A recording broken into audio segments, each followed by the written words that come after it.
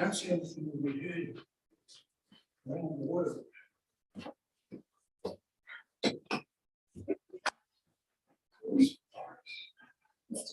All right, good morning, everybody, and welcome to this additional council meeting.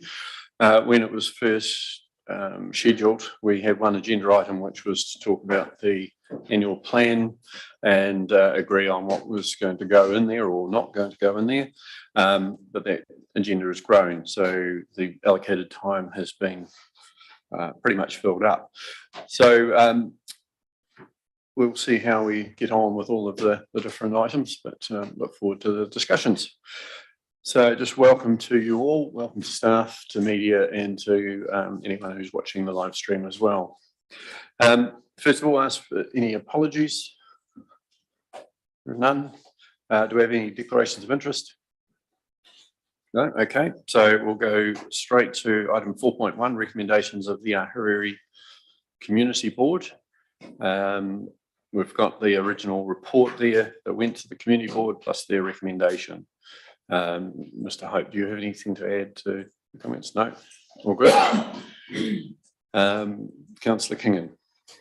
Mr. Chair, I'm perfectly happy to move the recommendations, and in so doing, just congratulate that community on what they're doing up there. There's some really good leadership. They're looking after their own patch, and they're doing things to the advantage of the whole district. So, well done them. Yeah, indeed, the community-led project or development project has been quite significant, and this is another good step towards that, and it certainly helps augment what we're already doing or we want to do in the community. So that's been really positive around how we work with the community there. Councillor Hopkins. Thank you, Mr. Bishop.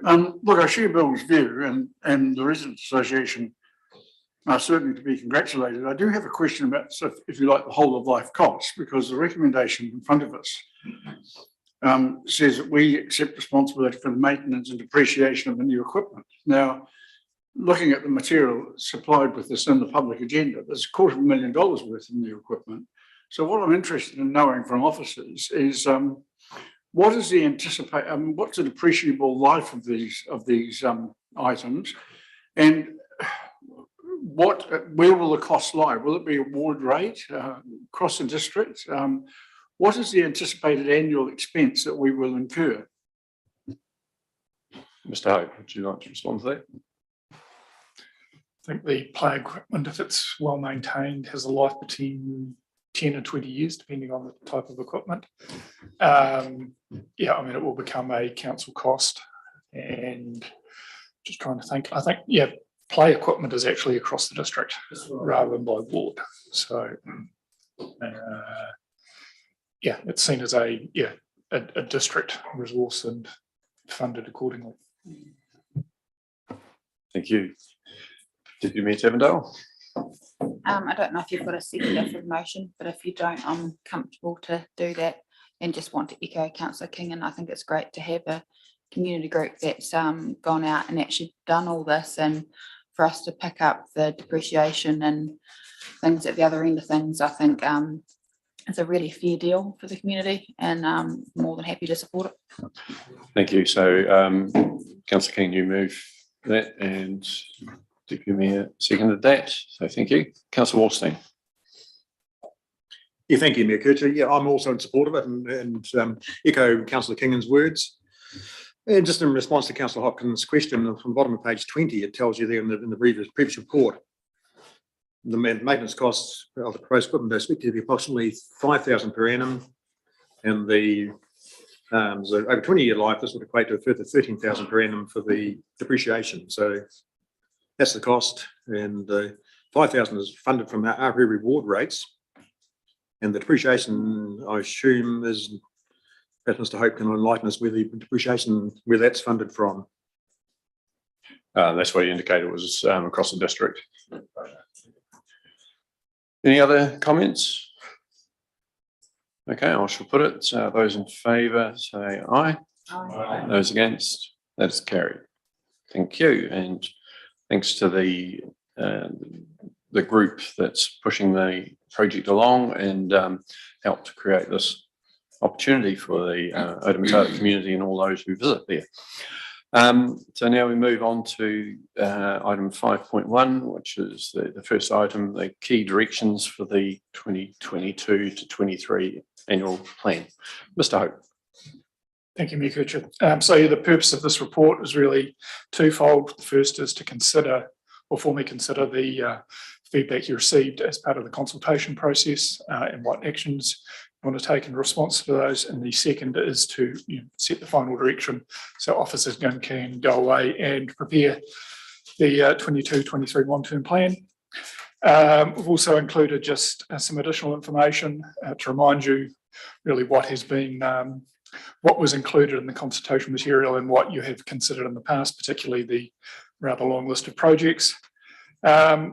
With the the submissions been broken into two parts, just a summary of the ones that were reasonably straightforward, and then some further information on those submissions that elected members highlighted that they would need some clarification or more information from officers from the deliberations process. Overall, there were only a limited number that had a financial consequence in the year that we're considering. The suggested amounts and the deliberations have been included in the table on pages 35 and 36. So we would end up with a overall rate increase of just over 7.5%, which is still a percent below what was indicated in the long-term plan and very much consistent with what was indicated in the consultation materials. So I think that's probably all we need to say at the moment. Very happy to either for myself or Richard or Mandy to answer any questions in relation to this material. Thank you.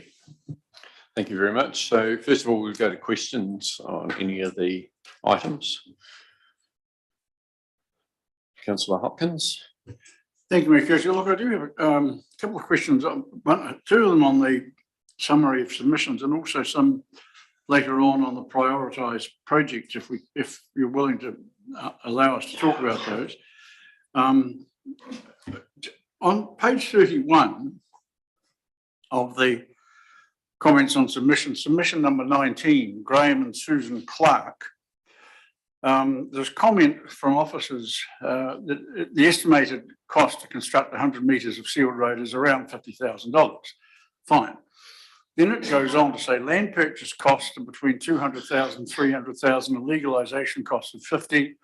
Overall estimate would be greater than 500,000 and it would never form a network link road. Now, these are issues that have never been raised before. They weren't brought up to our attention with regard to the Tutu Hill Road, for the sake of argument. The issue that was brought to us was essentially an issue of dust for residents at the Western Road end of District Road. I'm just wondering why these land purchase costs and other matters were introduced here when they haven't been brought to our attention before. And is this a way of just dodging any consideration of this one where we could have said, okay, it's 50,000, you pay half, we'll pay the other half, which is what our policy currently is. Mr. Hope. Thank you. I think all it indicates that with a little more work in relation to this matter, which is what the elected members requested, it highlighted that it wasn't a simple matter of sealing a piece of road, that land would need to be acquired for it to allow it to happen. And therefore, so there are additional costs. So it wasn't as simple as originally indicated in probably initial officer comments and in the submission. And yeah, I mean, we look at also learning from some other requests, and when we do more detailed work, they generally end up more complicated than we initially thought, and certainly more expensive. I'm just curious to know what land.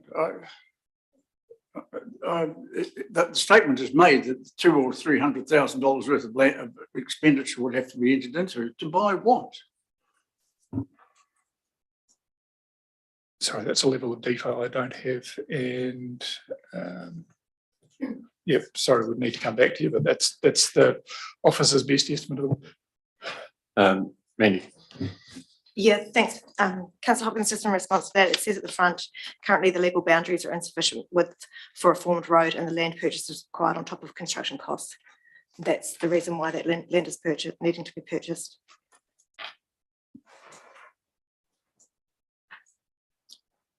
Yeah, at the moment, it's a narrow gravel road, and I guess that's a level of service that has served in the past. Although I know some of the residents haven't been happy with that. To actually seal it does need to be wider because it changes the type of road that it is use-wise. So I can understand that. It's probably a surprise that there isn't enough width in the road corridor. But if that's what it is, then I guess that's the problem. So it's, yeah, I share some of your concern that it does look like we're just, everything's stacking up to say why we can't do this. But if it's anywhere near accurate as far as that $500,000 estimate goes, it would be a very expensive piece of work to be done. I think in response to the submission, and which was seemed to be on behalf of the neighbours affected there as well, it may be helpful for some of us to meet with them and to talk through the situation and to actually be very clear about it, as opposed to sending a letter out which says this is the challenges and so we're not doing it. Yeah, well, thank you. I share that view because, I mean, in the end, I've been sympathetic throughout my time on council to residents who've raised these dust issues, not just in this instance, but in others. The World Health Organization does identify it as a health issue. And even if it's just 100 metres at the Western Road end with an orca seal or something of that nature, it may well alleviate what is an amenity issue that in all candour should have been addressed at the time of the subdivision and wasn't brought to our attention as a hearing panel by our planners or submitters at the time. And if we can tidy it up, it would be good, I think. Yeah, I mean, you touch on something which I think is an issue, that when we're issuing these resource consents, that not enough care is taken into some of the conditions, and so we're ending up with developments happening and then people wanting footpaths to connect to existing footpaths. They're wanting issues like this where they want roads sealed and so on, and at the very least it should be a contribution by the developer at the time towards doing the work, as opposed to it ending up coming back onto all ratepayers. So yeah, looking a little more broadly at those resource consents and saying what's the flow on implications, and let's do our planning really clearly and as comprehensively as possible. Right, do we have any other questions or comments, Deputy Mayor? On page 44, where we talk about Tutu Hill Road ceiling, and I know we'd talked about when we wanted that, and I see it sitting in this coming year's budget, but the comment has been to push the project spend back 1 year, an effort to reduce rates. I'm just trying to understand, is that talking about moving that out of the next year's column, or how does that work? And I just want to, we've had discussions on what the real costings is, whether that's involved here, and whether we should be splitting that over 2 years or something like that. Mr. Hope, do you have a response? Who's going to respond? Is it not going? Mr. Martin. Yep, it's going. Yeah, sorry about that. That comment is an error. That comment is from when we previously looked at these. It just hasn't been updated. So we had suggested pushing it back a year, which would have put it into the 24 period. It is in the 23 period. So we've had an update on the pricing of that, which is substantially more than what was estimated at the time. Apparently largely due to roading costs generally, but perhaps a bit more detailed work on some of the difficulty of the job perhaps. But we haven't made a decision on, do we still go ahead with it? So at what point are we going to make that call?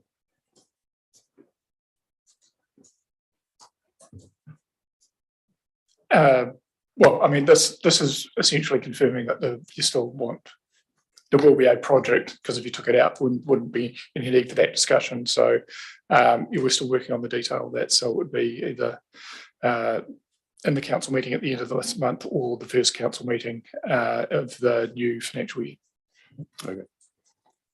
Yeah, I guess for me, you know, would like to see a split, and I take your point, it might come back to us for putting part of that cost over the next year. But I guess today's discussion, just with that in the background, still indicates that we're keen to see that project proceed. Yeah, I think the challenge is, well, the benefit of splitting it is probably minimal given that it's loan funded, and so whether we do it all in 1 year and loan fund it from there or split it across two, I think we're better off if we're going to do the whole thing, then we do the whole thing. If we decide, well, let's spend what we were going to spend, that we might not be doing the whole road, that, you know, that might be the option as well. So looking at what the total cost is and saying, are we happy with it? But if we're going to do the whole thing, then you know, it makes more sense to do it all at once and make sure that we've got the economies of scale by doing it that way. Just through the chair, then I wonder, we've got a wee bit of an indication, obviously we've got some more work to do, but we know that the quantum's not where it's sitting.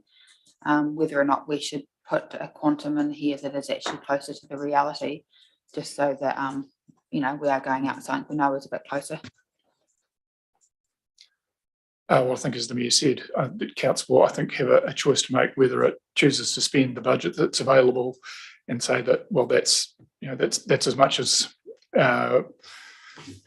we can economically justify at the moment, or, I mean, council can still vary the budget once we get into the year. And yeah, I don't think we'd actually add much by adjusting a number in this process. Yeah, so I think from elected members' point of view, we'd like more information on that as to if we just spend what we're proposed to spend, what are we going to get for it? And then what's the total cost? And then make the call. And I think that we, you know, being loan funded, we can make that call during the year. Is that right? And that's correct. And yeah, that's why we're proposing to bring a separate report forward, just because of the potential size difference in what we indicated here based on some old roading prices and what we're actually getting indications from the market about the amount we'll actually take. Thank you. Councillor Hopkins. Well, yeah, I'm just wondering whether it's fair to residents and ratepayers to just hold off. If we are going to do it all, and I'm not saying we shouldn't, then I think we should at the very least know what the rating implications of that are. Now, they won't be as significant as the margin between what's in the budget now and what the new cost will be if it's loan funded. But we do need, I think we do need to look at that. I mean, if you look at the prioritised projects we've got in front of us today, on page 8 of those, the road, 8 and 9, there's $1,757,000 of extra rates in roading already that we've already added to this year's budget to compensate for Waka Kotahi's reduced co-funding. So there are big roading costs in front of us, and I don't think, I'm not sure that we should, maybe we should make this decision on the 28th of June rather than simply leave it for later in the year when there may be some other unpleasant surprises lurking as well. I think you just made the argument for waiting until later in the year because you don't want to make a decision now and then have those other things pop up later on that make this one redundant, perhaps. But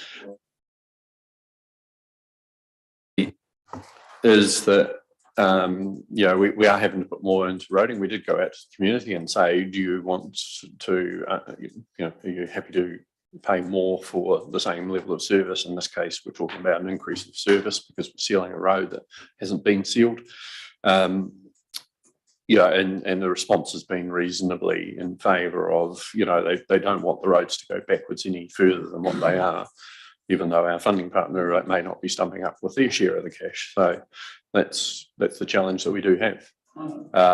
For me, you know, let's wait for the report. Let's see what it comes out at and make a decision at that time, rather than necessarily commit to a higher number, which might not be affordable with other things that are happening. Well, sure, okay, fine, but surely then today we should at the very least commit to what's in the budget now. That's what's being suggested, so yeah. On to page 53, just around the Ardgown Road cycle connection. And I just note the comments on that saying, again, no co-funding available, push out past long-term plan, year 2 adjusted to 10,000. For myself, I feel strongly about getting this done and having this as a high priority. And I think that if we read down at lots of different things, we've got no co-funding available, no co-funding available, no co-funding available. There is going to be a point where if we want certain projects to happen, we need to be proceeding. And I get it's always better to have co-funding, but if we did one project or so per year or every couple of years, just to make sure we're actually still going ahead as a community, I think that's important. Rather than just pushing pause, hoping that one day there might be a pool of funding that becomes available. For myself, this is my top priority right now. I do think that there is a huge amount of extra use at the school and would love to see us supporting that. I do just feel that just to have $10,000 in the planning for next year is just pushing that project out even further. And I just want to know whether there's any support for looking at that differently. Possibly the other thing that hasn't been taken into consideration here is the government's announcement on the extra funding for cycle trails and cycle tracks and the like to actually get people out of cars and actually using bikes and their feet. Is it possible to actually signal that this projects like this, even if we've left it as it's proposed, but that it will be front of mind when that funding is, or the criteria is announced and we can apply for that funding, that this project could be brought forward. Again, slow funded, so the actual rates impact won't happen until the year 2.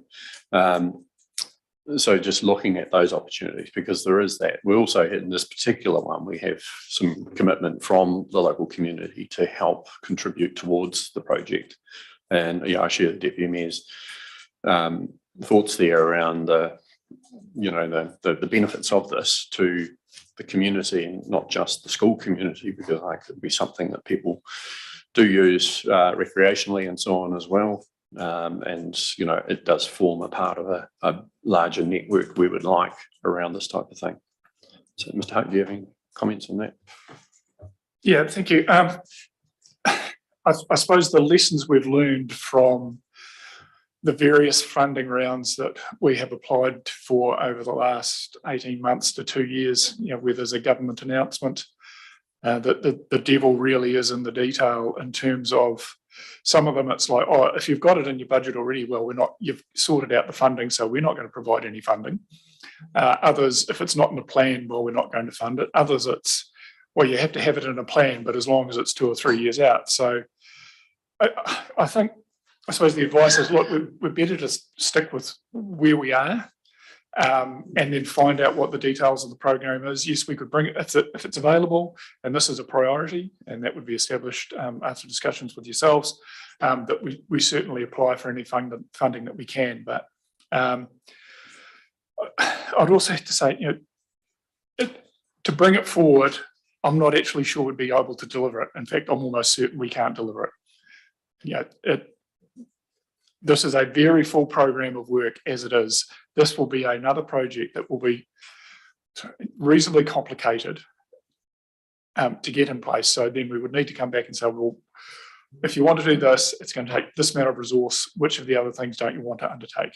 So it is probably, I should have covered in the introductory comments.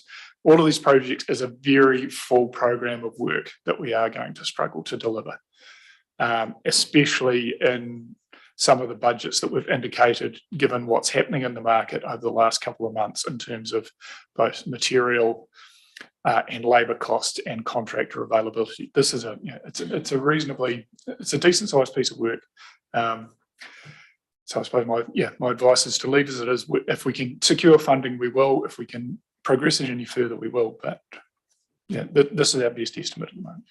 Just to facilitate some of that cost, if we can be considering actually building in a project management or design and build type component into any application we do make, should funding be available, so that it's try and minimise the impact on our resourcing that's, it's already, as you say, is already stretched, but allow it to still happen in a relatively straightforward kind of way. That might not be possible, but if it is, then if we get the funding and we can say to a couple of companies that here's a design and build, give us a pricing, and if we can get that funding that helps us to do that, then that would be helpful. Did you have anything else to add? I totally take Mr. Hope's comments on board. I guess what I want to labour is just the fact that whether the funding becomes available or doesn't become available, this is still a priority that I think we need to achieve.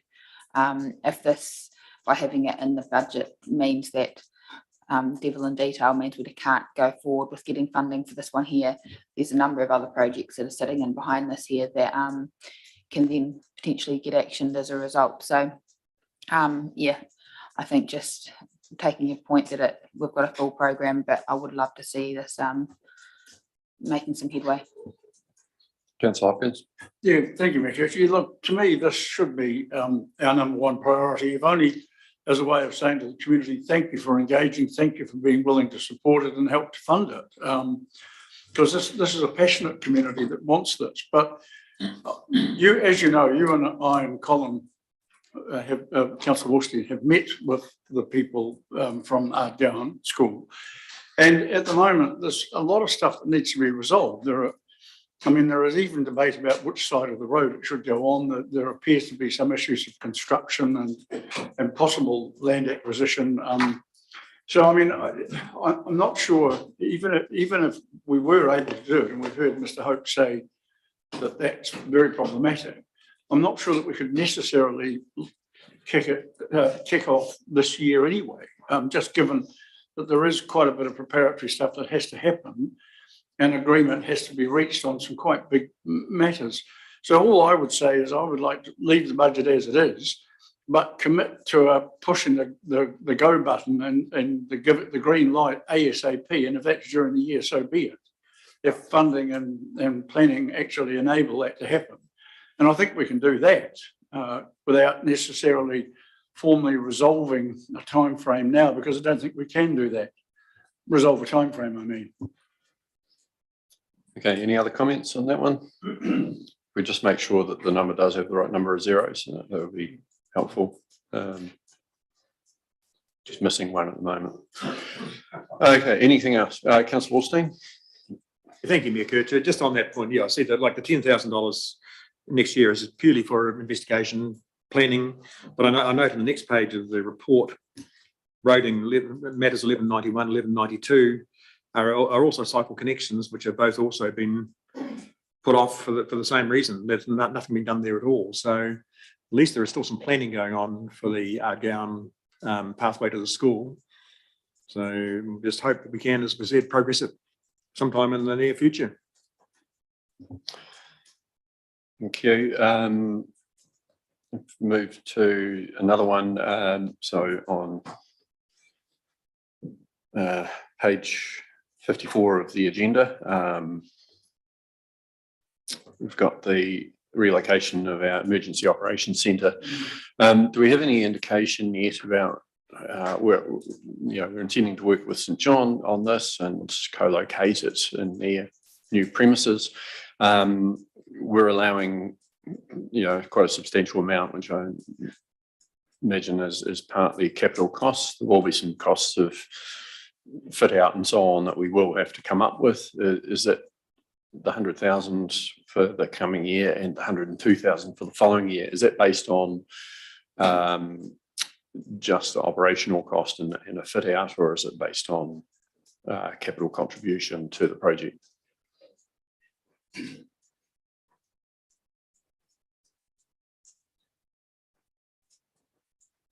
Thank you, Mayor Kircher. It is an estimate. I believe there has been some discussion about this, but Ian and I decided to leave this in here for the time being. I believe it is mostly operational costs, but I'd have to confirm to be precise. Okay, if there's any capital cost in there, if that can be modified to loan fund that. So we rate fund any operational costs, but put anything else into loan funding to spread that cost over a longer period of time, even if it's just 5 years, would make a difference in this particular circumstance. Councillor Hopkins. Yeah, Ikechi, you've raised a matter that I was going to raise. You raised it in a different manner than I would have. I was going to say basically that that budget item is premature. I mean, the council has not debated relocating the EOC. We haven't engaged with other partners like the police, like the hospital. No, we haven't as a council.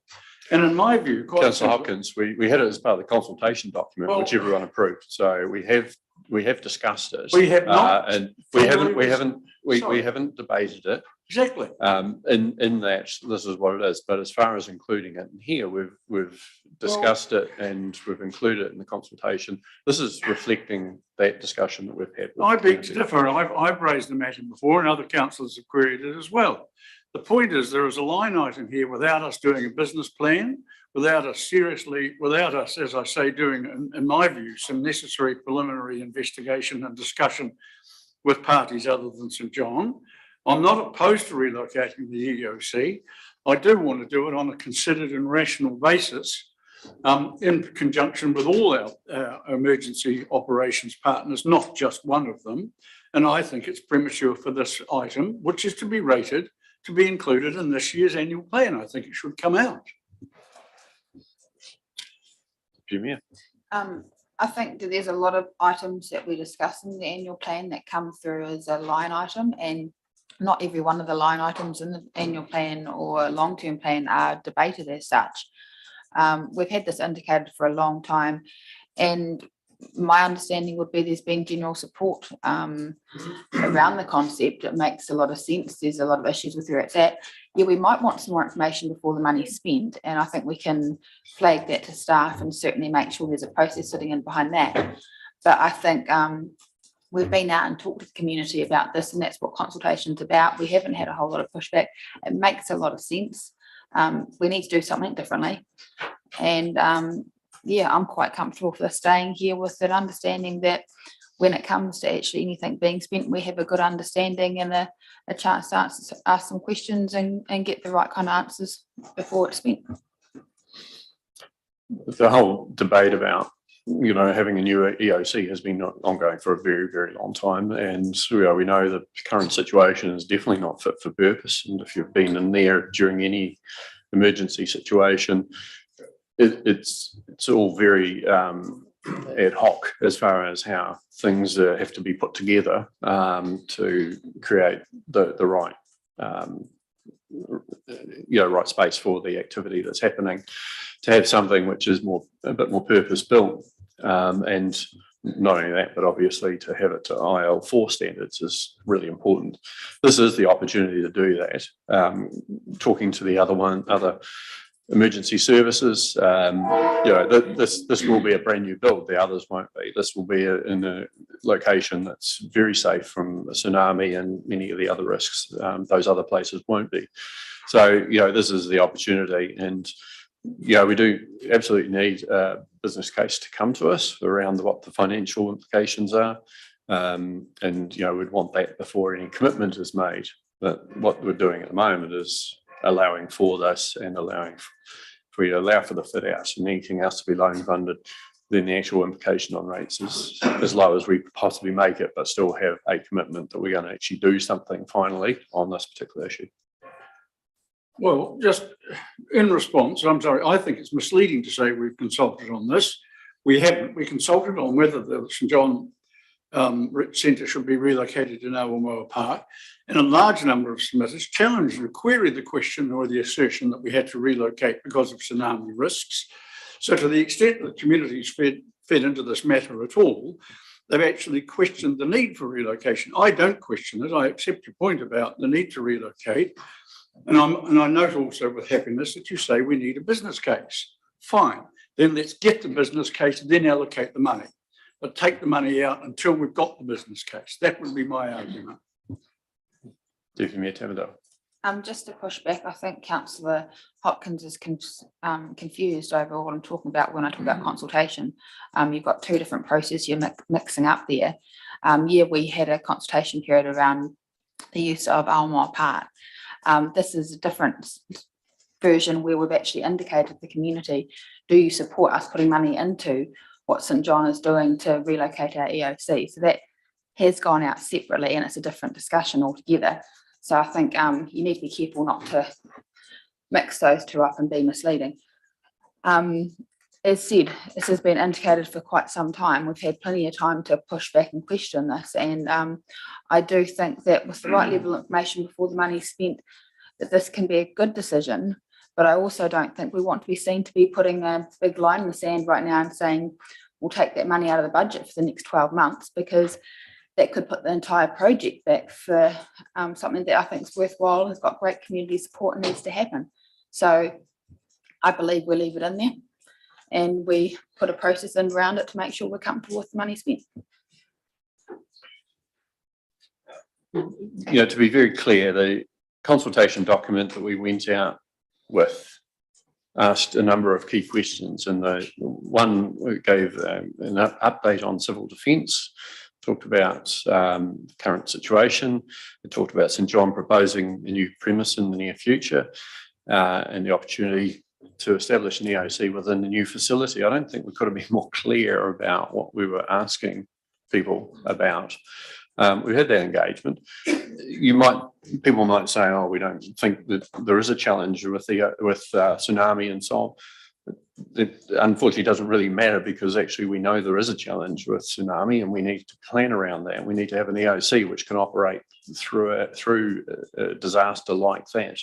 And we need one that's not going to fall down if there's a major earthquake. So that's what we've asked the community. They've given feedback. This is something we've talked about for a long time, and it's an opportunity to actually work with another organisation and create something that's going to work alongside them and be helpful to them and to us.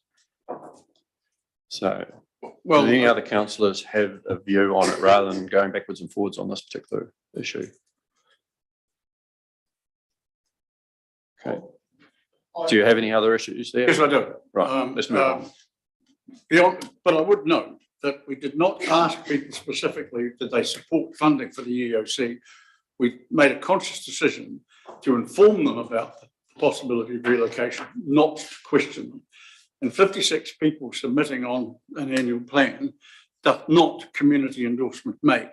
On page, in my view, on page 38, there's a reference to the, and it's a loan, but the numbers don't tally. It says here, year two expense increased by 30K, and yet the figures showing in the columns are only is 20. So which is right? Are we increasing it by 30 or 20? Sorry, can you say what page again? Page 38, information management 2453, digitization of property files. So, response from Mr. Maher on that. Thank you, Councillor.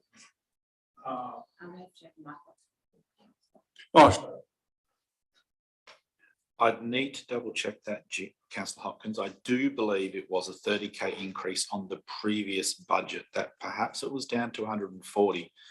But I can double check that on your behalf.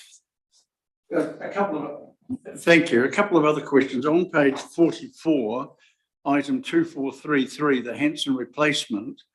And I think this is new, which is why I'm raising it.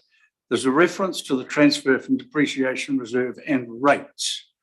The total cost of this project is 150,000. What percentage of that is rates? And is that has that been included in our new slightly increased total budget figure? Page 44 on convene, which is item 2433, Hanson replacement. page 7 of the spreadsheet or the report.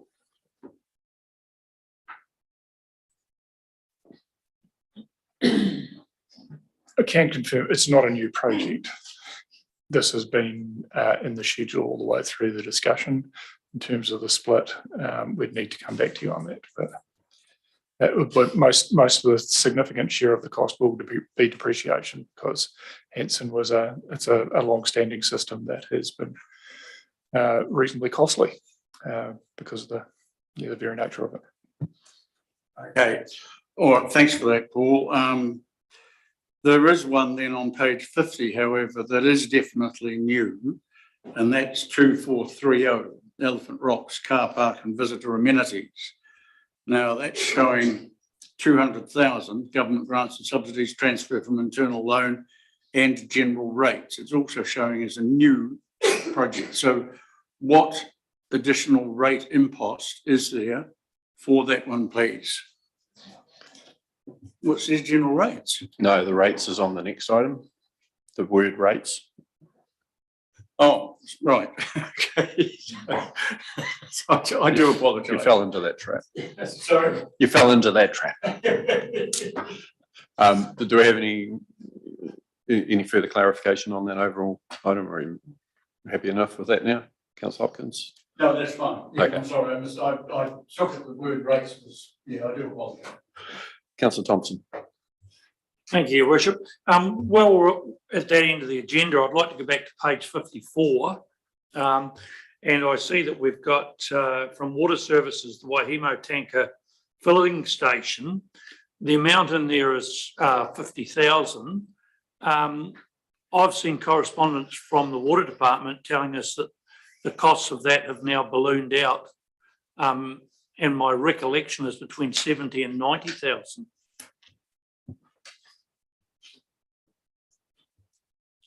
Thank you, Councillor. Unfortunately, that would be new knowledge to me.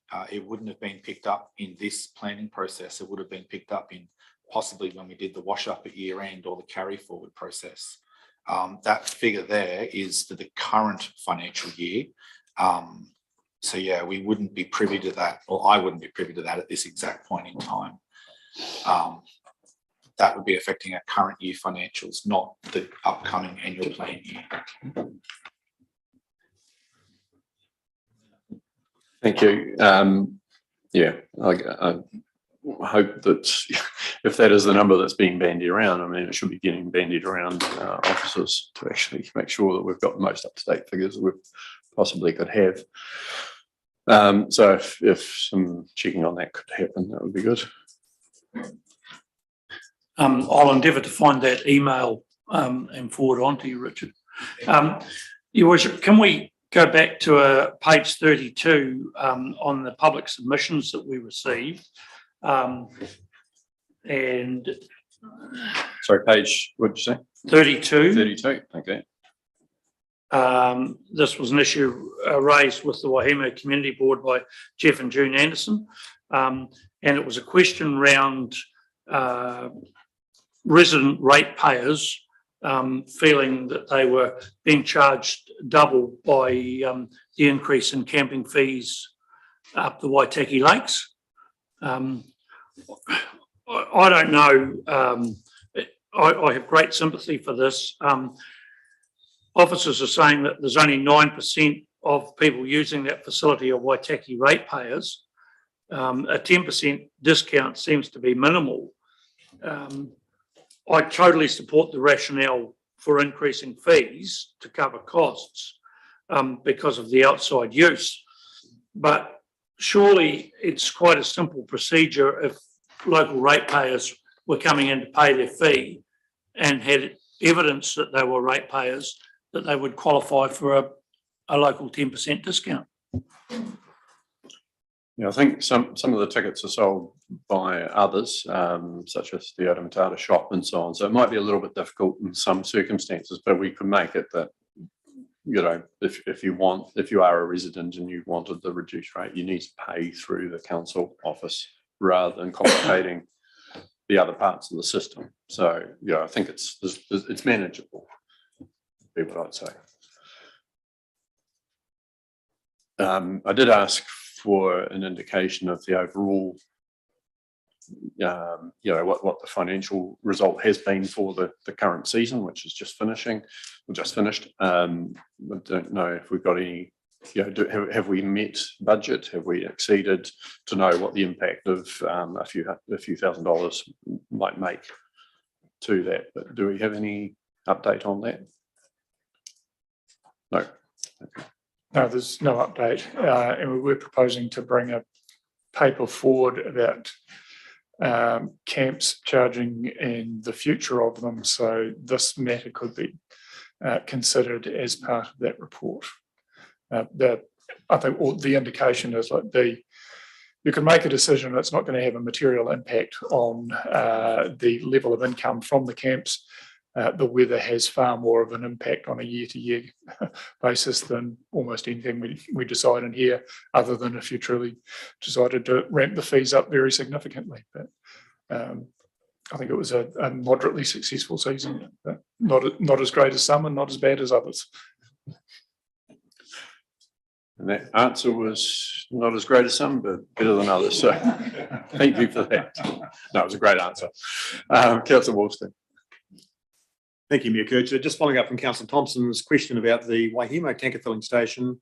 Same question probably applies to a couple of lines above that, the Omarama water filling station as well, which is 50,000 in the current year. So I know it's not next year's annual plan, it's the current year. So just also to perhaps when you're checking Waihemo costs, to also check the Omarama costs as well. Yeah, there's the concern that we're loan funding these, and if the Three Waters reform goes ahead, the debt all disappears off, and we don't have to worry too much about it. But we want to know that our team is being as cost effective as possible and making sure that they're doing things as efficiently and to the right quality as possible as well. So happy for you to comment on that, Mr. Hope. Agree wholeheartedly. I mean, some of the prices we're particularly getting up to, I think we'll come back to council to say, is this really a value for money proposition? When it's, it should make economic sense because, I mean, it is designed to essentially allow commercial use of the water. So it's either sort of going to stack up or it's not. So that's what we'd come back with. Okay, Councillor Thompson. Thank you, Mr. Mayor. But I know these are minor amounts of money, but I'm concerned that it continues to highlight how council's working within silos instead of having an all-over touch on things. So I found the email which come to the Waihemo Community Board on the 12th of May, informing us we need to be better at our internal systems for us to know, and yet you don't. Sorry, this is this year's budget. We're not changing it through this process. The budget for this year is the budget for this year. We don't go through and recast this year's budget as part of the next annual plan process. So I mean, we'll deal with the variation through the normal process, but we would not go through and change the 50 that's indicated to a larger amount because the year's done. We deal with it through another process. Sorry. Councillor Hopkins.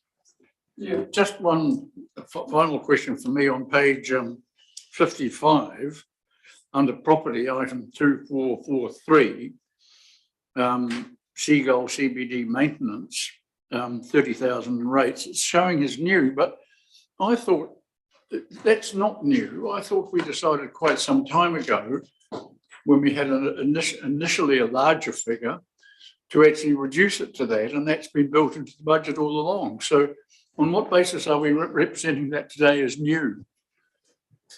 Because it was added in as part of this process rather than it wasn't included in the long-term plan. So it's a new project for the 22-23 year. Councillor Williams. Thank you. Just while we're still on page 55, just down the bottom, 1164, the Oamaru and Waitaki Visitor Hub, they're budgeted 100,000 for the financial year coming up. But at the start, like on page 36, they've requested an extra 50. I just want to be sure that that 50 is already in that. It's not. So it's another 50 on top of that, along with Tourism Waitaki getting a grant of 400,000. So it's $500,000 $550,000 heading that way over the next financial year.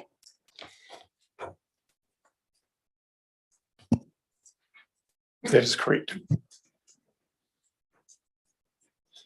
And one more question, please. The turning circle upgrade. I can only think of two turning circles in town, and they're both relatively new. So which one are we planning on spending more money on? Neither.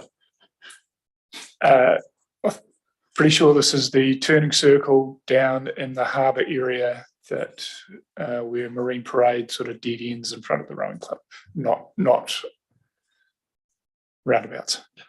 So, yeah, and there's a harbour area committee next week, and we'll be getting a report on the turning circle for that. So, opportunity to deal with that then. Right, Councillor Holding. Just on the project carry forward lines, they haven't been prioritised into a year. Is the intention to move them to a year, or? Thank you, councillor. The precise figures for the carry forwards aren't known yet. That's based on what intel we've been able to gather through the development of this plan. So where you see a carry forward, that's sort of identified as a proposed one, such as page 502474, the clock tower. That's through the intel we've received from the property team, that they're saying there's no way we're going to get it done this year, so we'll push it into the next year. Usually when we see a carry forward, it's going forward 1 year. So if it was in 22, it'll go 23. If it's in 23, it'll go 24. Thank you. I just noticed Josh Reynolds joined the Zoom. So if there's any questions for him, Mr. Hope, did you have anything you wanted to refer back to Josh of the things that have been raised so far? No, I'm pretty comfortable with the answers I've given. Okay, thank you. Councillor Hopkins? Yeah, look, I'm just wondering, Councillor Williams raised the point that we're giving Tourism Waitaki 400,000 and now adding another 50,000 to the Oamaru and Waitaki Visitor Hub. Now, are we entirely comfortable with that? Yes, we were asked for another 50,000.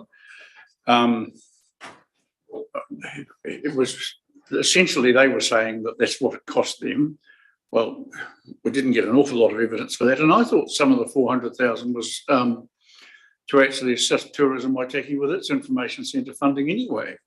Now, that may not be the case, but given, you know, there's another agenda item later on about economic development and the draft document and the implications of that, maybe it is not too late to question whether we are happy to spend another the full 550,000 or whether we want to even just stick to 500,000.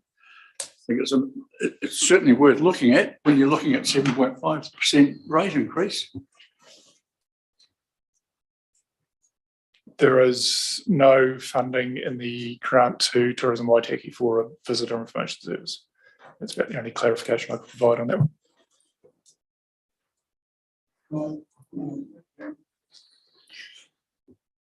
When it was decided that they weren't great at providing a service or whatever it might have been, there was a small amount came out of their budget, but unfortunately it cost more to deliver the service than what was taken out of the budget at the time, because it's more of a standalone setup now rather than an integrated setup. So definitely something we need to continue to look at, and as we adopt the ED strategy, which will have a tourism aspect to that, if we adopt it, then that needs to be considered as part of that situation as well, I believe. Councillor Tavendale. Yeah, I think when Tourism Waitaki did the visitor information centre, they'd come back to us and said they couldn't do it within that cost envelope as well. And when we weren't increasing that there, they looked, you know, it went elsewhere, obviously. Also, that first bit of funding was for about 8 months or something, I think it was. So it was just a recognition that now it's looking at the full year that they'd like a little bit more to cover the operating expenses. And I think this naturally, when we move into the economic development strategy and we actually start to populate how that works moving forward, all those budget lines are part of that and how we spend that money moving forward. But I think it's too premature to be pulling funding out of that there, recognising that if the ED strategy is uptaken, that there is potential additional costs. So we're pinching out of somewhere to then potentially go put it back in. So I think the status quo makes sense right now rather than a knee-jerk reaction. There's no doubt that it's not a cheap service to provide. If you look at the number of people who've used the service and what it's costing, I think it works out somewhere around about $8 per person that goes in and gets information. Now, hopefully they're delivering on that by encouraging more people to stay and spend more money and so forth. But, we need to do the business case for that and actually make sure that we're getting the value for money and that it's being effective in helping people to stay longer and spend more. And as much as I'd like to say we've got that answer now, I don't think we've got enough details around that, and it's something that has to be worked on over this next year to make sure that we are delivering it as effectively and efficiently as we can.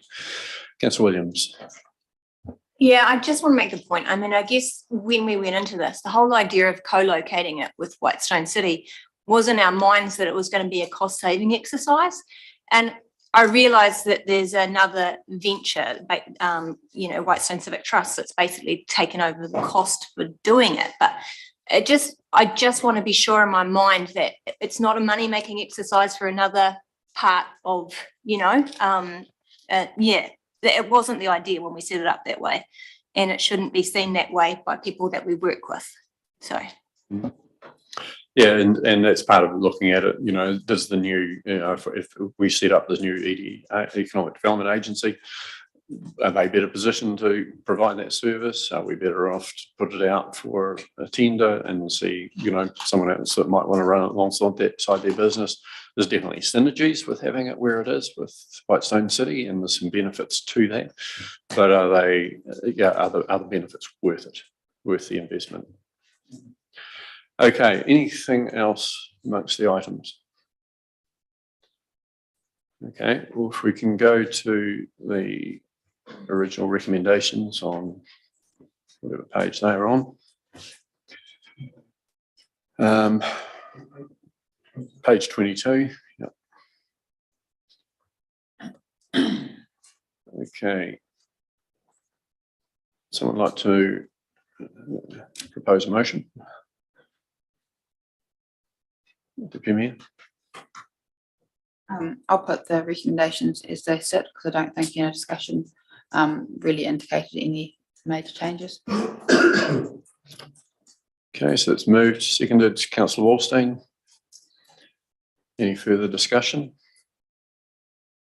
Ms. Hopkins. Well,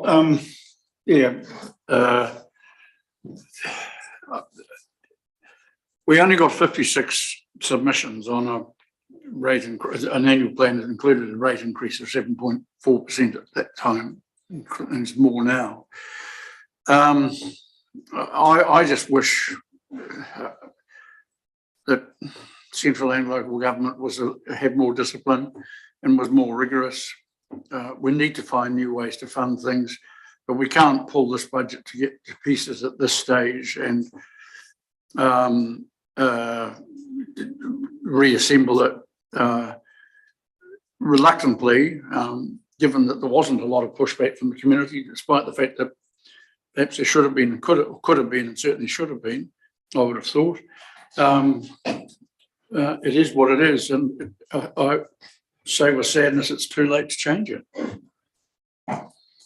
It's not. That's why we've got this report in front of us today. Other councillors, obviously you've got to get agreement. We've had some opportunities to reduce budgets today, and no one said yes, let's do it. So at this point, you can't relitigate things that other people aren't willing to actually exercise a judgment on. Yeah, I mean, just speaking to it, I guess all of us would like, any rate increase to be much less than what it is. But we know we are looking to achieve more things. We are doing more things, and we are trying to be as nimble about how we fund those as we possibly can. coming in with something which is reasonably close to what the actual inflation rate is, when we know that most of the things that we deal in are going up by greater than the rate of inflation, the average rate. It's not a bad result from that perspective, but it doesn't mean that we are happy with it. So I don't think anyone around this table is happy to have the increase the way it is. But it is a bit of a sign of the times. We're certainly not the highest by any means. There are a lot of councils facing the same pressure this year, because that is the nature of what we're doing and trying to get achieved, and the things that we spend our money on. So that's where we're at. Councillor Wallstein. Yeah, thank you, Mayor Kircher. I think probably a bit like Councillor Hopkins, a little bit of amusement that council can receive over 1,000 submissions on a bit of land on the side of the Cape, but only 56 submissions on an annual plan, which has got a far bigger impact. I think I have to question at times where people's interests lie, if you like, in terms of the different response to the two different matters. Perhaps it's a problem that the consultation on the annual plan was at the same time as Forester Heights. Forester Heights was more emotive and took over the field, and the annual plan was buried in the dust behind it. But I just think it's a very, I don't know, salutary sort of observation on the public mind. Okay. Councillor Percival. I think an important factor in how we set the rates is that people must be aware and remember that we didn't have any increase the previous year. So we all know that if you don't pay one year, you've got to pay the next. So I believe that's completely relevant to the situation we're in. And I think the public should start rethinking about what happened in the previous year. Thank you. Anyone else before I take the right reply from Deputy Mayor? No, go to you.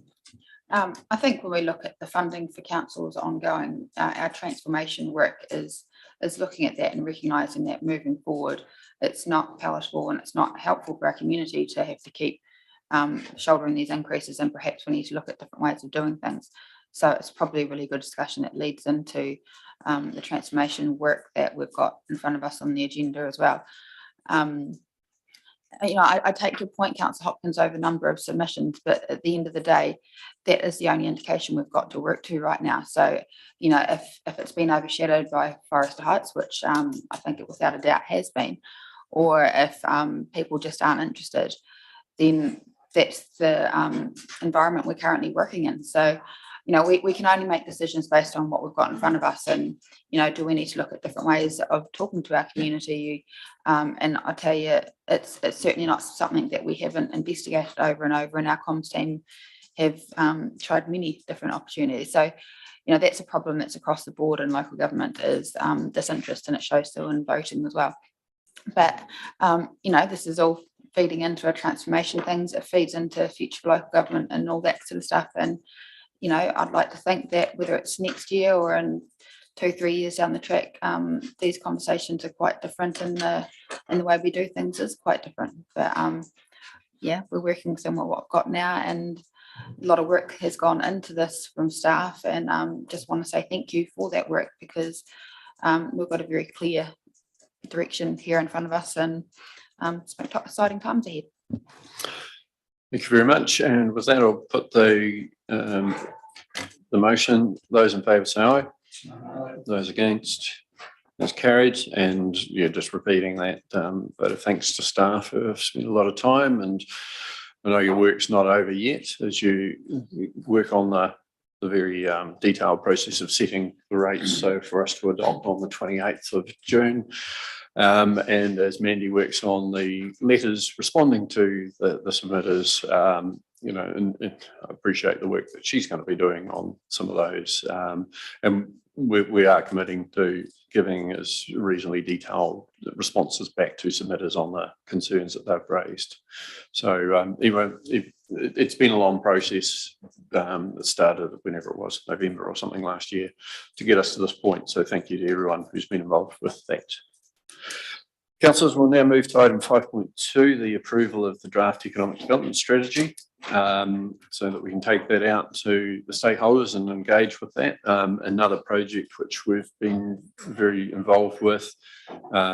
It is, as we work to become better governors, it requires good strategies and plans. This is part of that work that we are doing.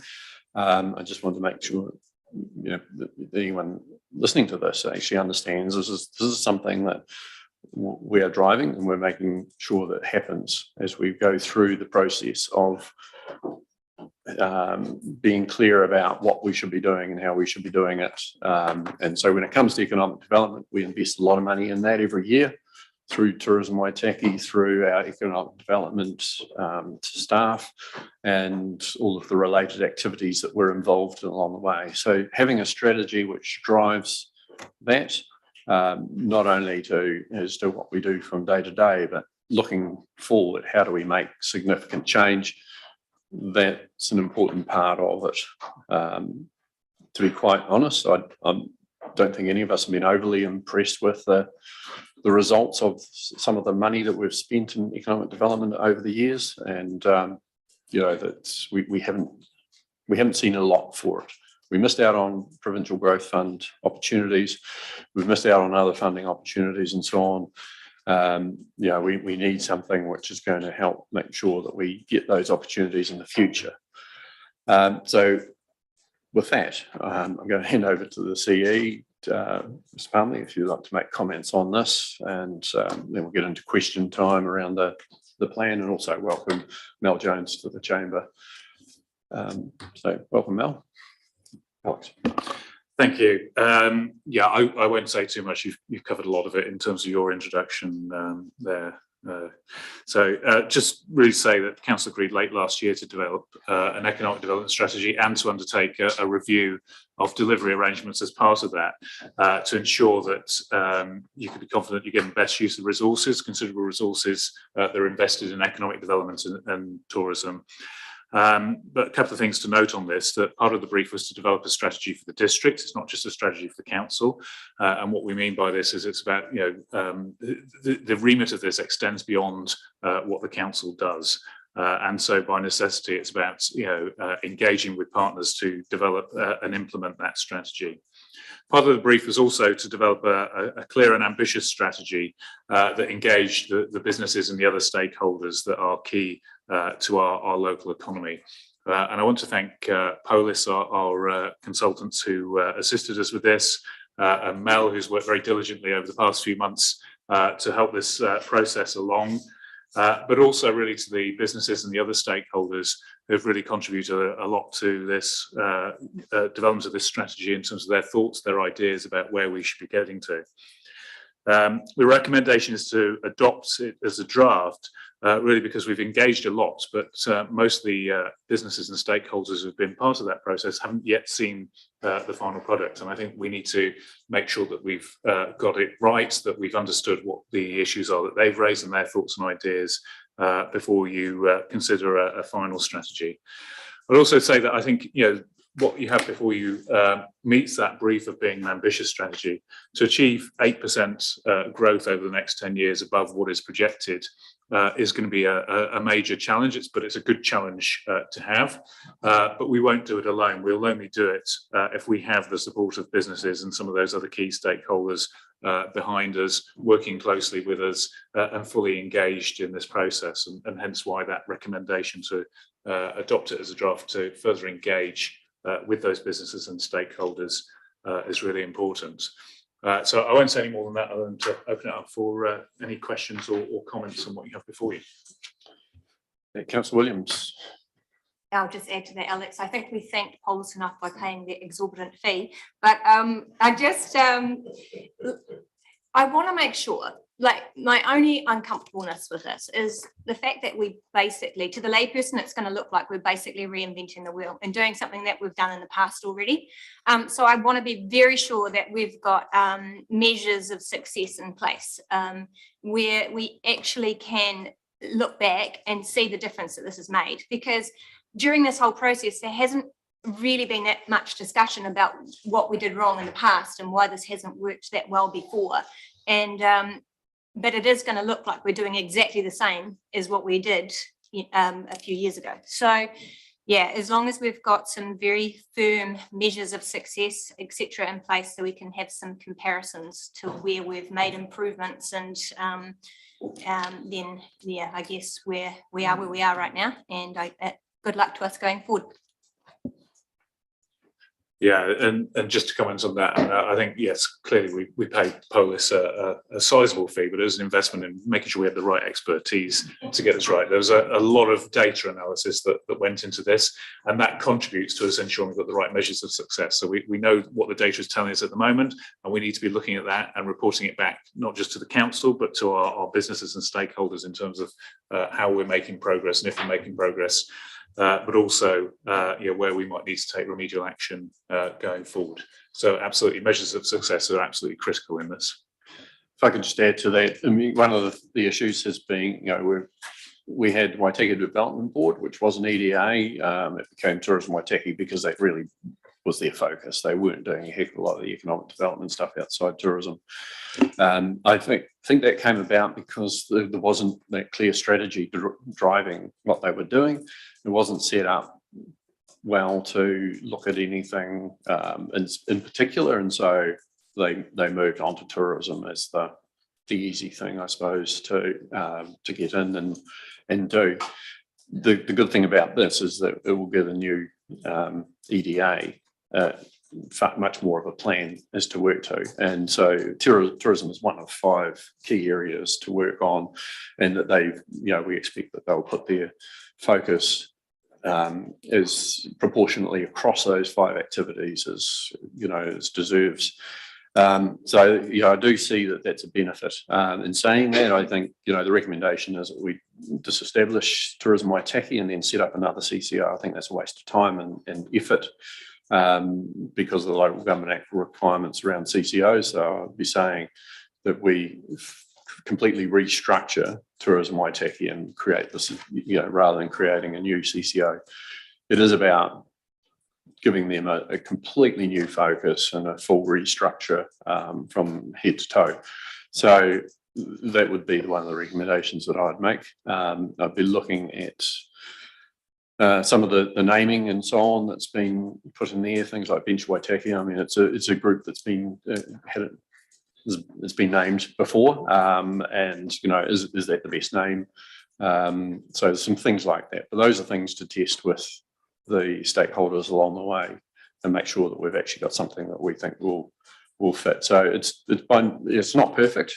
There are some end results that we're looking at and some things to do along the way, but it's take Councillor Williams' point around KPIs to achieve. Do we need some steps along the way where we've got some measures that help us to monitor what's happening as well? Councillor Hopkins. Yeah, thank you, Mayor Kircher.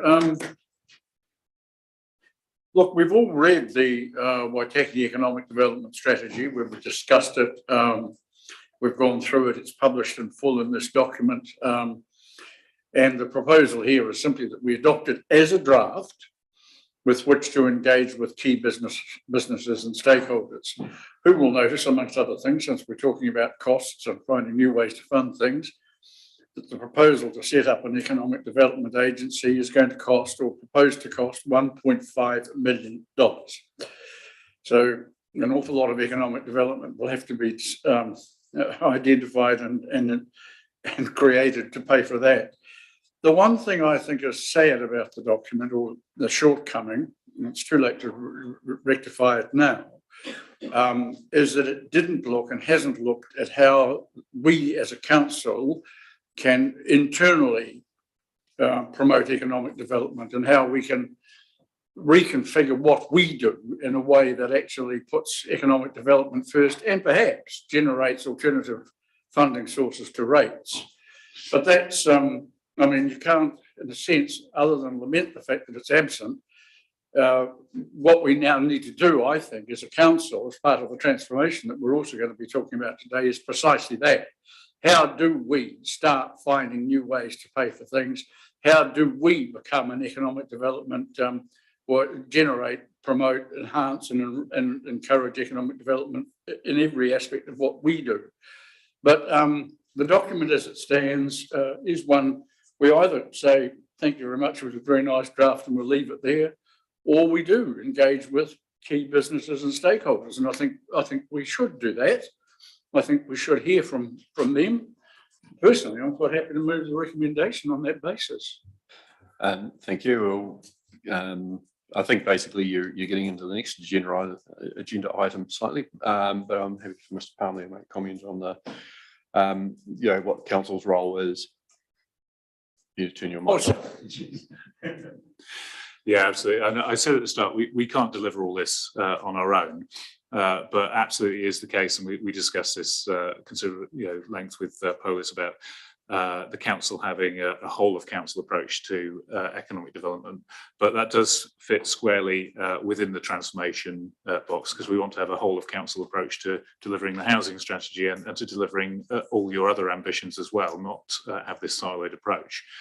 So it will mean reviewing how we approach these things to make sure that all parts of the organisation are supporting the ambitions of the council going forward. But that's for us to deliver through transformation, and this was very much focused on what we need to do now with our partners and businesses to move forward with the strategy.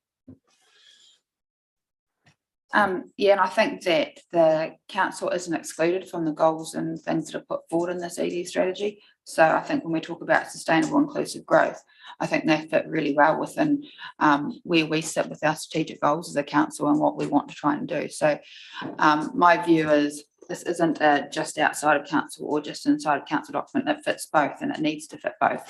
And what we do with it, as mentioned by Mr. Palmley, it's something that we can expand on within our transformation work. But you need to have that strategy and that plan and behind things before you can work out where that feeds into our systems here locally within council and moving forward. So I think it's really nice for the first time, because I don't think this is the same as what we've done by any stretch. We've actually got a plan in front of us and something to work to, and it offers some guidance. But things I think sometimes I've really felt for Tourism Waitaki when I've stood in front of council and have probably tried to understand what we actually want, because we haven't often been as clear with that as we could be.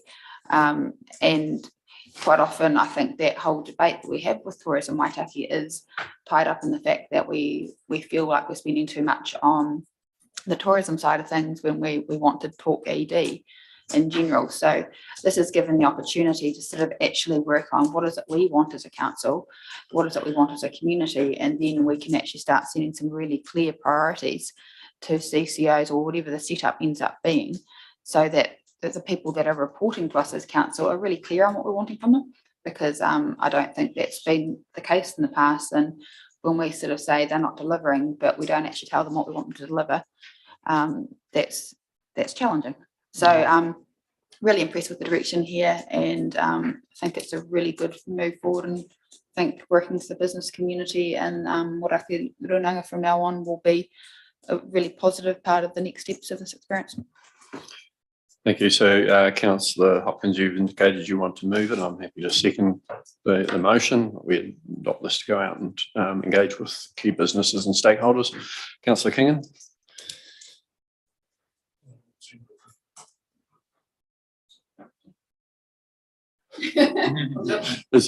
Councillor King. No, sorry, here we go. Look, this is quite ambitious, but I think that's really good, and it goes further than just tourism. Economic development is further than tourism. We've actually found out now where some of the drivers are in the district, and there's been times when we've known, but we haven't really got it documented. So, and now we have, and so I mean. I agree with Councillor Williams that there's a need to find out along the way how it's going, but if we engage and have more to do with some of the people that really drive and do the employing in the district, I think this will have been worth its while. So I'm fully in support. Thank you.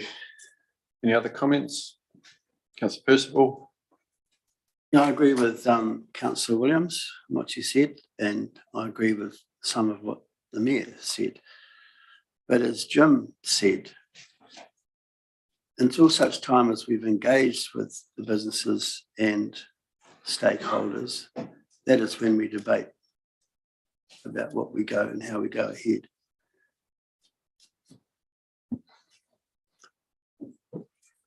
Very good. Okay, any other comments? Okay, I'll put it. Those in favour say aye. Aye. And against, that is carried. Right, next on to item 5.3, transformation of council. Mr. Palmerley, probably got some comments on this one. Yeah, just trying to find my, So page 168 on the agenda. thank you. I'll be brief on this one as well. I can say that clearly there's a need for us to change as an organisation. There's the various reforms that are going to hit us. There's obviously the desire around this table and amongst the staff of the organisation to change and feeling that we can do things differently and we can deliver better. We have a choice really before us as to whether we just respond to change gradually or whether actually we take the initiative and get on the front foot and design what the change looks like as part of that Future for Local Government agenda. This transformation that we're starting to, or we're asking the authority to start to embark on is not about a restructure of the officer structure, management structure of the organisation.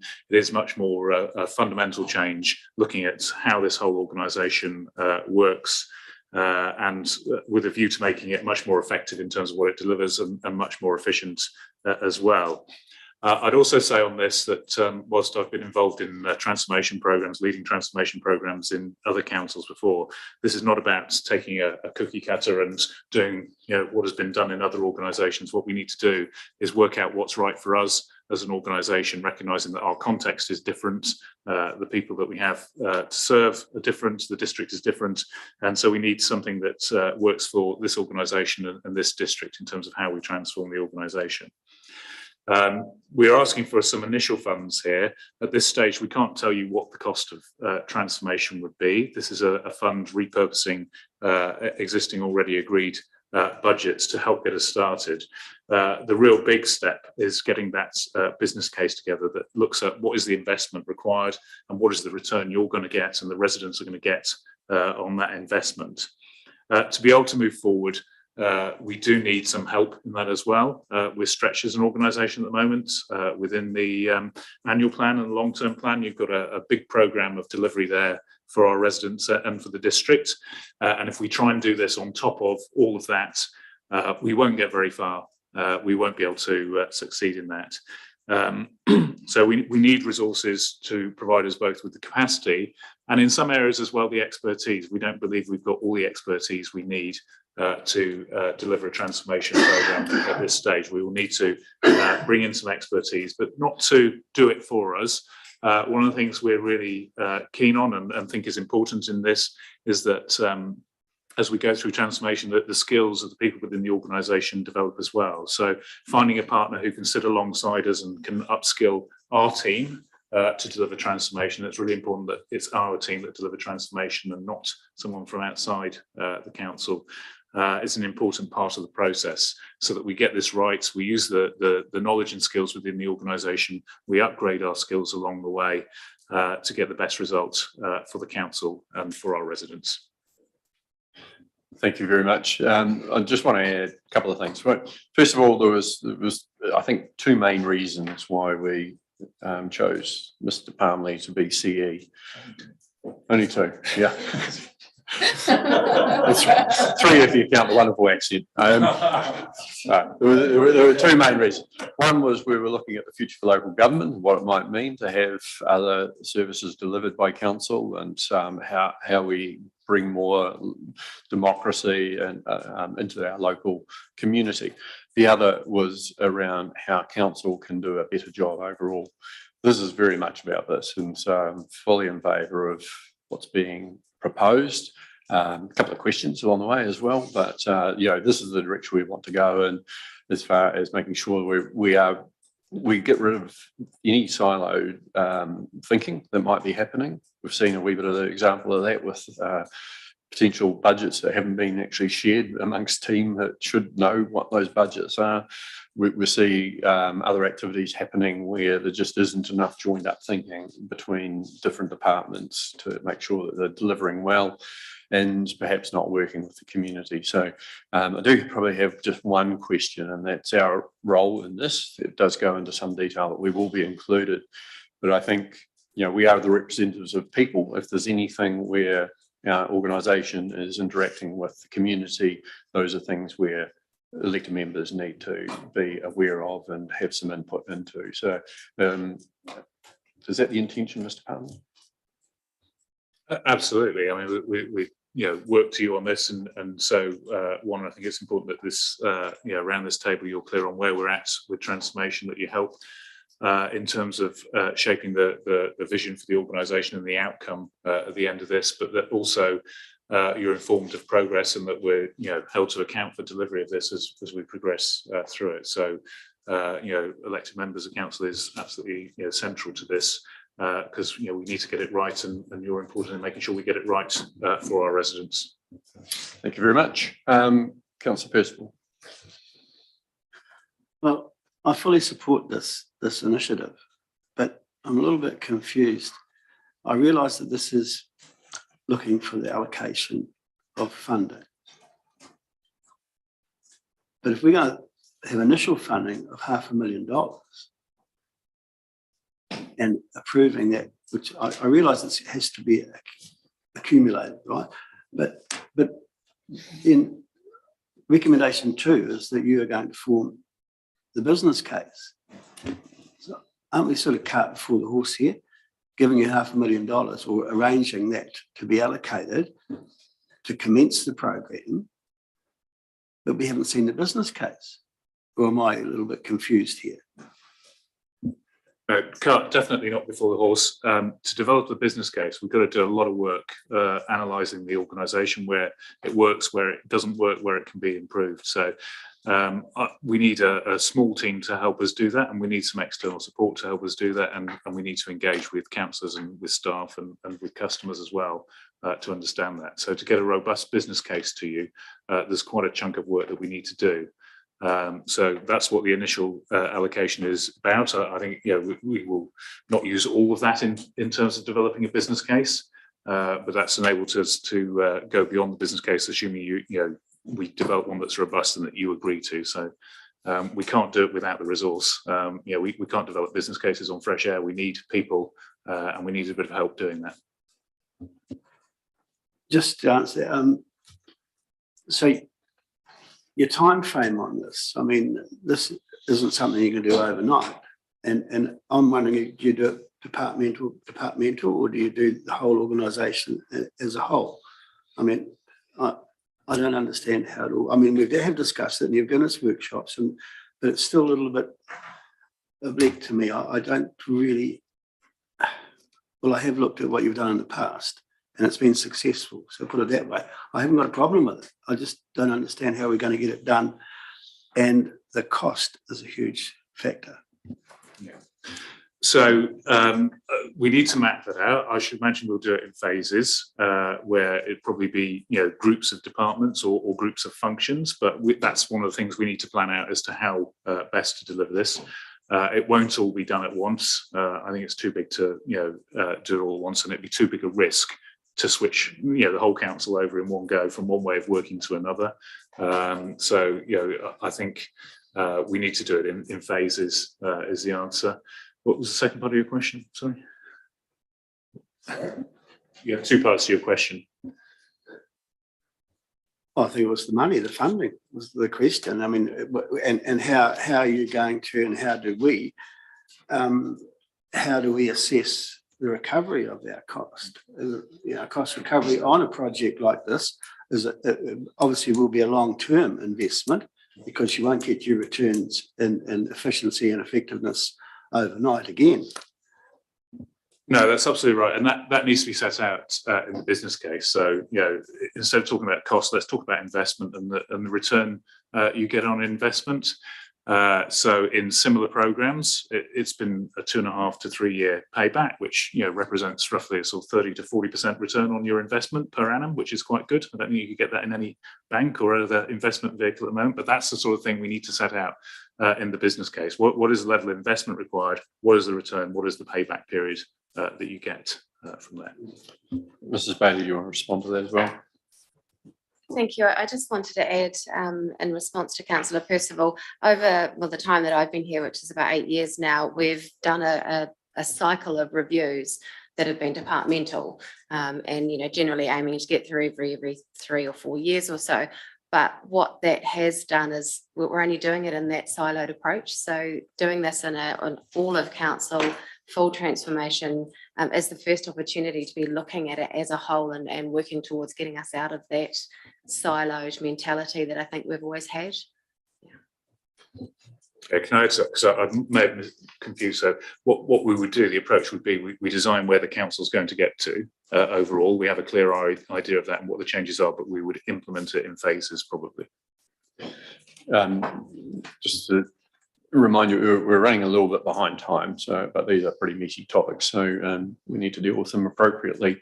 If we can get through all of the public parts, certainly by 12:15, we can finish the public excluded after that. So we'll see how we go. Councillor Wallstein, then Councillor Thompson, and Councillor Hopkins in that order. Yeah, thank you, Mayor Kirch, and thank you, Alex, for your comments.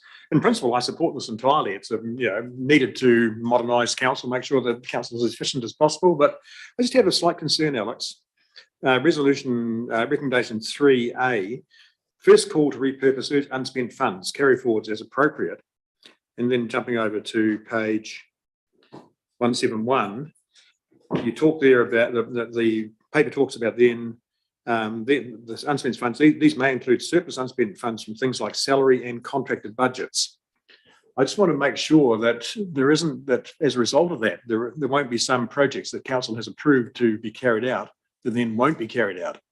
Just to make sure that any allocation of funds from previous spent to this won't affect other activities council has planned. Yes, thank you, Councillor. When it comes to the carry forwards, not all the carry forwards specifically relate to a project of council. It could be the sundry expense. It could be almost anything, but we have no clarity today on what they are. We just know there will be some, and we'll look at them on a case-by-case basis. And when they're outside of the delivery program, that's when we'll have a closer look at what those unspent funds could be. There's always unders and overs, and it's just about having a look at them first before we draw down on anything else. It's just giving us the opportunity to have a look is what we're looking for. I think there's a couple of things in there, and one is that if there was something we want to actually carry forward, then we need to carry that forward. If it's the things that aren't carried forward, equally it needs to be things that aren't loan funded, because it's not carrying forward just a loan facility. And it's looking at, if we've actually rated a community, say for amenity rates, and we haven't done the project, that's, it's not those sorts of funds either. They stay in where they've been taken from. They, my thoughts are needs to be sort of quite generally rated funds and actual funds on projects that we're not going to continue with. So that's where I see the wording at the end of that as appropriate. That's the things that would be appropriate. Councillor Thompson. Thank you, Mr. Mayor. I think there's a challenge for us as councillors that I've already picked up in terms of language, and it requires us to have a mindset change as well. I know we tend in our day-to-day interactions with ratepayers, we've normally got someone telling us what council have done wrong or whether they've been screwed over, and we tend to look at those things. I think as a governance group, we need to look at being inspirational for our community and the things that we want to deliver. We want to become proactive instead of reactive. And we need to look at things in terms of an investment as a cost, as against a cost, because there are so many changes coming from central government that we're going to be faced to deal with. Unless we also adopt a mindset change, we're not going to make this happen. And so what I would challenge my fellow members is that we need to get with the program, get on the horse and go for the ride. Excellent question. Councillor Hopkins. Well, look, yeah, a very quick comment and question. I was going to raise 3A as well, mentioned by Councillor Wallstein. And I wonder if other members, and this is my question to you, is whether you'd support changing that to read first call to repurpose unspent funds bracket carry forwards as agreed. But I believe we should have the final say as to whether the carry forward or the unspent fund is allocated to this purpose. And I think that making it as agreed would make that clear. I also think, my view is transformation is an essential prerequisite of survival. If we do not change, we and other councils, especially the smaller ones, will slowly but surely disappear from the political and social landscape. We've been talking today about costs and how costs are going up all around the place and councils need to curb them and control them and so forth. That's true, but that, for me, this transformation program needs to have a focus on precisely that matter. And I would also wonder if other members would support adding to the recommendation 2. We serve the investment needed to get there, comma, the return on investment and the impact on rates. So there's a clear brief that we want this transformation to deliver savings, because I think it has to. The one point I would make, we've got 500,000 here, as mentioned by Councillor Percival. This is not new money. Most of it is reallocated money, but it is money which in the final analysis could be given back to people if we don't spend it on this. So it has to be well spent and it has to deliver good results. And in my view, the key result that must be delivered is new ways to pay for things and less compulsory impost on people's pockets. Thank you. I'm going to move the recommendations as they are, but I'm happy to change 3A to change from as appropriate to as agreed. Deputy Tavendale seconds that. Just very quickly, just addressing the investment needed to get there. That is rates, the impact on rates and so on. So I think we don't need to change that. And yeah, I think overall it's it's great that funding is repurposed money, that it's not new money, and looking at that, be great to do these things at no cost, but reality is it's not reality. So we'll see how we get on. Deputy Tavendale and then Councillor Williams. Yeah, just first of all, I guess to touch on the word savings that Councillor Hopkins has raised. I think we've got to remember that future councils have an ability to drive what direction council takes, and that has implications on cost structures. So, when we talk about savings and send that to our CE, that's something that is ultimately decided by us. So I think that we've just got to be really careful and work out where we're actually trying to lead this direction. So I just think, I'm pleased that's been left out at this stage, because that's a decision that we need to make moving forward, and we don't want to be tying up the hands of future councils in any way, and can't, essentially. I just want to say this has really massive implications for us as a council. And one thing I'm really heartened to hear, and I hear it across the council when I talk to people about it, is the willingness for staff to actually go for this boots and all. They are really keen to get involved, and I think that showing that they've all been working hard, but they think we can achieve more. I think it's sending some really good signals, and to give the council the opportunity to actually look at things a whole lot differently. Councils could look quite different in 5-10 years' time, and currently we are leading the charge. And at national level, some of the things that we're doing in Stronger Waitaki and things like that are held up on a pedestal as absolutely brilliant. So the ability for us to have a look at things and go, have we got things split out right? Are things set up right to support that kind of work? When we talk about silos, And this is a really good opportunity to say, you know, let's not work within silos and let's get the right people in the room for the right things and have the right things moving forward. So there is a lot of excitement in this transformation, and I'm personally really looking forward to see what it comes out of it. I think we do need to be brave, as Councillor Thompson puts, as people leading this, to actually give our staff the room to grow, to actually look at what this could be and reimagine things. And you know, we've got to be open-minded within that to let that happen. But yeah, a great opportunity, and it'd be great to see where this goes to. Thank you, Councillor Williams. It's all good, I'll be quick. I just want to say that I think that Councillor Thompson's comment before was very profound, so thank you for making that. And I'd also like to just make the comment that I think that this transformation is essential to the success of the economic development strategy that we were discussing before. If we start heading down that track and all of these ideas and visions and etc., you know, start being held up by the bureaucratic minefield that we have in existence right now, it'll be extremely frustrating for every single person involved. So I think that almost that this and that go hand in hand to trying to make a big difference in our economy going forward. Thanks. Thank you. Councillor Halaleli. Probably just quickly, I'm very fully supportive of this transformation program. Human service organisations should always review the lifespan, you know, like every 10 years, but I think we should do that earlier, especially at the 6th, 7th year, because you have an opportunity to look at the different stages of how to decrease bureaucracy, but increase performance, productivity and compliance to get the community outcomes that we need. So I think if we do same old, you get same old.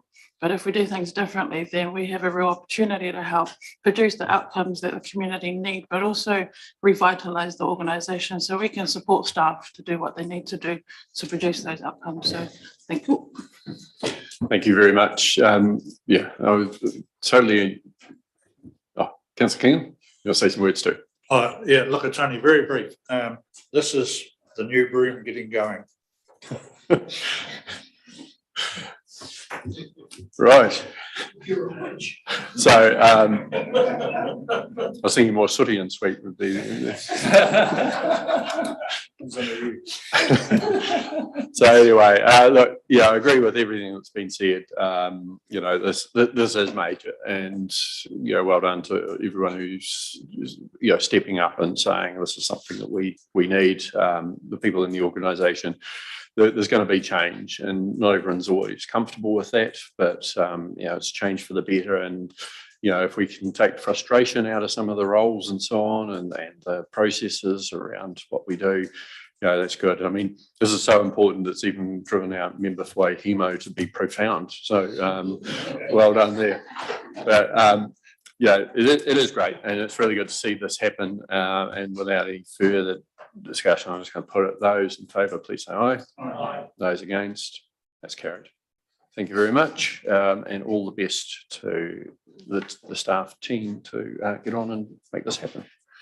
Right, moving on to 5.4, Chief Executive Authority to act. Councillor Hopkins. I'm happy to move, in the interest of time, I'm happy to move this, but I do think there needs to be a couple of changes under a small II bracket number 2, that in the circumstances it is not possible or it is impractical to convene a meeting or to obtain for the council. Now those words don't make sense. And I think what they should read is or to obtain from consent from the council committee or subcommittee.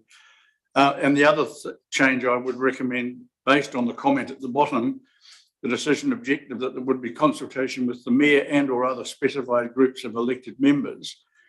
I would move that B reads with the mayor, or if the mayor is available at the time required, the deputy mayor or other specified groups of elected members. So with those two changes, I would move all the recommendations. They make perfect sense in my view. Yeah, it's just speaking before I take that as the motion. I think there's a step in between. Is you know we've got the council basically having a meeting, or the relevant committee, if it has delegations, having a meeting and making a formal decision, which does take time because we're restrictions on times to advertise, etc. Then it goes to, if that's not available, then the mayor or deputy mayor in consultation a decision can be made by the CE. I think the intermediate one in there is that actually that all councillors can be consulted with. It's not that hard to send out an email to everybody and have some consultation for the chief executive to then put in action, you know, whatever decision he needs to make, with a clear indication from the majority of councillors about what the preference is for that. So to me, I think that's the step in there. I'm quite hesitant about this, and it's not a matter of trust. It's actually about actually giving up our sovereignty to make some of these decisions. And I would have liked some more examples on where those situations might happen. But equally, I do have high trust in our chief executive and the staff to use this wisely, and as long as there's in consultation, first and foremost, with all elected, all councillors and mayor, if possible. But if that's not possible, then at least with the mayor and all the deputy mayor. So that should cover off the concerns that you have, Councillor Hopkins, to make sure that, yeah, I mean, to me, I can't think of another situation before this situation issue with CADIC where we've needed this sort of delegation. There may be some, but it's pretty rare. So I think that puts the right precautions in place. So if you're happy to, add that middle step in there around consultation with all councillors and mayor. Well, wouldn't that simply involve, after the words of deputy mayor, a new set of words rather than the ones I proposed? Well, I think if you cascade it down, it's like it goes to a council or committee meeting. Yeah. Or it goes in consultation with all the councillors and mayor. After consulting with the mayor, or if the mayor is unavailable at the time, the deputy mayor and or all other councillors. Look, yeah, I'm trying to put it in a cascading one so that this, if you can't do the formal process, then it goes through all councillors and the mayor, and if that can't happen because of time, then it's the mayor or deputy mayor. So, rather than leaving it open as to when one's used, because that's so. Are you happy to have that as a motion? Well, I'm perfectly happy to. Yes, I'm just trying to work out exactly where you put the words. I totally get what you're trying to do. I'm just trying to work out where you put the words. That's all. Well, A would become above after consulting with all councillors and mayor, and then if that's not possible, then it becomes the mayor or deputy mayor, if they're depending on who's available. Sorry, Mr. Chair, are you talking about A or B? Well, it's. I think we're talking about B. Sorry. So should I read what I think you're saying? Sorry. Yeah, I'm looking at the wrong thing. B. So B would read that the chief executive makes a decision under the circumstances described in paragraph A above after consulting with all councillors, or if unable to do this, after consulting with the mayor, or if the mayor is unavailable in the time required, the deputy mayor. Yeah. I'm happy for that. And are you happy for the other change I suggested in regard to that set of words that don't make sense? Yeah, it just needs to be tidied up. Yeah. So I'm happy to step in there. Yes. Okay, we'll do it that way. Okay, so you're swapping? So yes. Okay. Right. Councillor Forstein. Thank you, Mayor Kircher. Just a point of clarification. Resolution number 3 states that it agrees the delegation will be notified to all councillors. But if you go to the bottom of the next page, the last line says this type of authority will have a requirement to both engage with the mayor and elected members before any action is taken. So those two don't appear to me to actually really agree with each other. So, so I think 3 is supposed to be agrees that the decision will be notified to all councillors. Yes, Mayor Kircher, but then the next page does say will engage with the mayor and elected members before any action is taken. So yes, that's just a. So we've covered that off now with that amendment, I believe. Councillor Percival.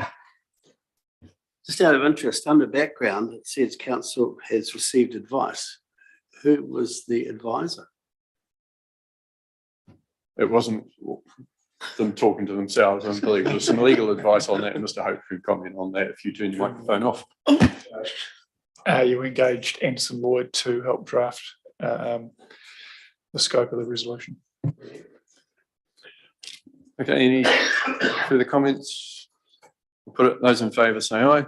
Aye. And against, that's carried. Thank you very much. And 5.5, ratification of the council's submission to the Ministry for the Environment on transforming recycling. Do you want to address this at all? No. Okay, let's go. Councillor Hopkins. Look, I just want to ask a question. It's now 5 minutes past our break time. It's just, could we deal with this could this lie on the table? I mean, I've got a few questions about the answers we're giving rather than stampede through it. And I don't want to gobble up time. Could we hold it over or find some other way of dealing with it, please? What's the time frame? This has already been made. Yeah. So we're just ratifying it. Yeah. So it's gone. It's gone. Mm. So I'll move that we ratify. Yeah, I mean, this is the first stage in a transformation process, so there will be plenty of opportunity to feedback into the final. And I think I'll go straight to Deputy Mayor. And yeah, we have workshopped this, and obviously they've put it together to the best of, the feedback we've had within the timeframes they had. So there's not a lot of point us pulling it to pieces at this stage. Okay, so I've moved it. Someone second. Deputy Mayor, thank you. All those in favour say aye. Aye. Against, that's carried. That gets us to the end of the public part of the agenda. We've just got one item in public excluded on the roading maintenance contract procurement. So someone like to move that we go into public excluded. Councillor Thompson, thank you. And Councillor Williams, all those in favour say aye. Aye. Against, it's carried. We'll adjourn the meeting for the time being and reconvene at 1 o'clock to continue that item. So thank you very much, everybody. And thanks for those who joined on the live stream as well.